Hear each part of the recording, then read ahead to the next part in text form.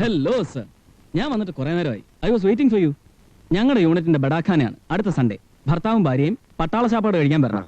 ടെൻജോസിന്റെ കൊച്ചുകാന pending ആണ്. ഞാൻ ഒരു ദിവസം ഇടിച്ചു വരിക്കാം. See you sir. See you Ranju on Sunday.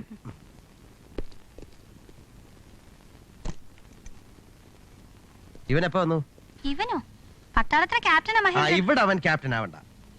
അവന്റെ ഒരു ബഡാഖാന. ബാങ്കിൽ വന്ന് വിളിക്കാമായിരുന്നല്ലോ അവന്. നിന്നോട് സൊല്ലാമെന്നതാ ഞാനില്ലാത്തപ്പം. എന്താ ഇങ്ങനെയൊക്കെ പറയുന്നേ? എന്ത് ഡീസന്റാ മഹേന്ദ്രൻ. അതെ, വേഷത്തില്. ഇവന്റെ ഒന്നും മനസ്സിലിരിപ്പ് നിന്നെ കറിഞ്ഞൂടാ. നിന്നെ എന്താ ഒരു സിഗരറ്റിന്റെ നാറ്റം? സിഗരറ്റിന്റെ നാറ്റോ? മഹേന്ദ്ര സിഗരറ്റ് വലിച്ചു, അതായിരിക്കും.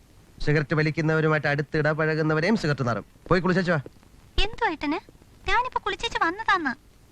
കുളിച്ചിട്ട് വന്നിട്ട് എന്നോട് സംസാരിച്ചാ മതി. ഒരു സ്പൂൺ ഡെറ്റോൾ വെള്ളത്തിലൊഴിച്ച് നീ കുളിക്കണം, എങ്കിലേ ഈ നാറ്റം പോകൂ. ഇട്ടൻ ഇതിന്റെ നാറ്റം ഇഷ്ടമാന്ന് വെച്ച് എന്നെ കൊണ്ട് ഈ കുന്തൊഴിച്ച് കുളിക്കാൻ പറ്റൂല. സോപ്പിട്ട് വേണോ ഒന്നുകൂടെ കുളിക്കാം. ഡെറ്റോൾ ഒഴിച്ച് കുളിച്ചിട്ട് വന്നാലേ നിന്നോട് ഞാൻ മിണ്ടൂ. അങ്ങനെ ഇപ്പൊ മിണ്ടണ്ട. മിണ്ടിയില്ല, എനിക്ക് കുന്തവാ. ഇട്ടാ ഇട്ടന് വട്ടുണ്ടോ?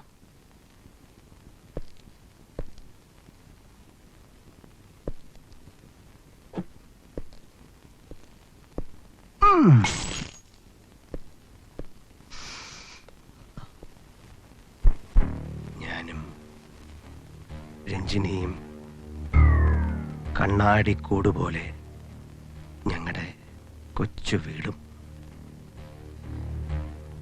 ഞാൻ എറിഞ്ഞുടച്ച എന്റെ സ്വപ്ന ചില്ലുകളിൽ ചവിട്ടി മഹേന്ദ്രനിലേക്ക് പറന്നു കുതിക്കുന്ന രഞ്ജിനിയെ മാത്രമേ പിന്നീട് എന്റെ മനസ്സിന് കാണാൻ കഴിഞ്ഞുള്ളൂ.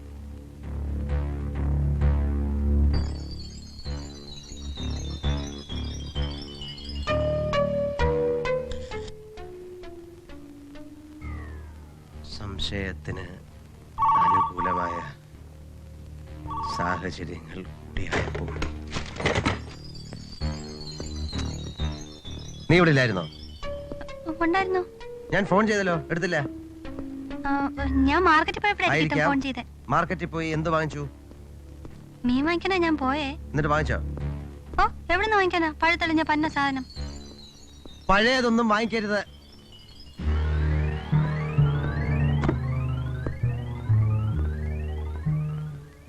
നീ അല്ലാതെ വേറെ ആരെങ്കിലും ഇവിടെ കിടന്നോ?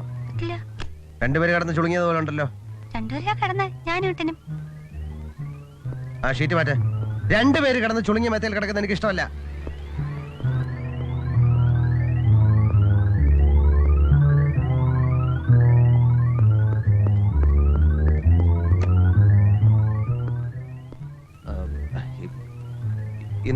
ഇന്ന് ഞാൻ വരാൻ ലേറ്റ് ആവും. ഉറക്കം വന്നാൽ കിടന്നോണം.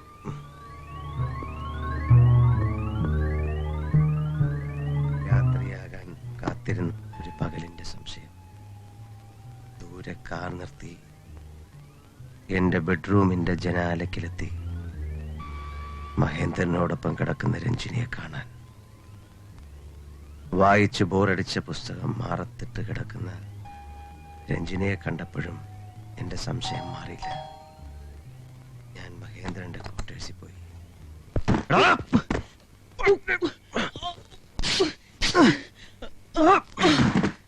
നിനക്കെന്റെ രഞ്ജിനെ വേണം അല്ലടാ? എന്താ ഇത് സിദ്ധാർത്ഥൻ? What's your problem? എനിക്കൊന്നും മനസ്സിലാവുന്നില്ല. എനിക്കെല്ലാം മനസ്സിലാവുന്നുണ്ട്. ഇനി എന്റെ വീട്ടിൽ പോവുകയോ രഞ്ജിനിയോട് സംസാരിക്കുകയോ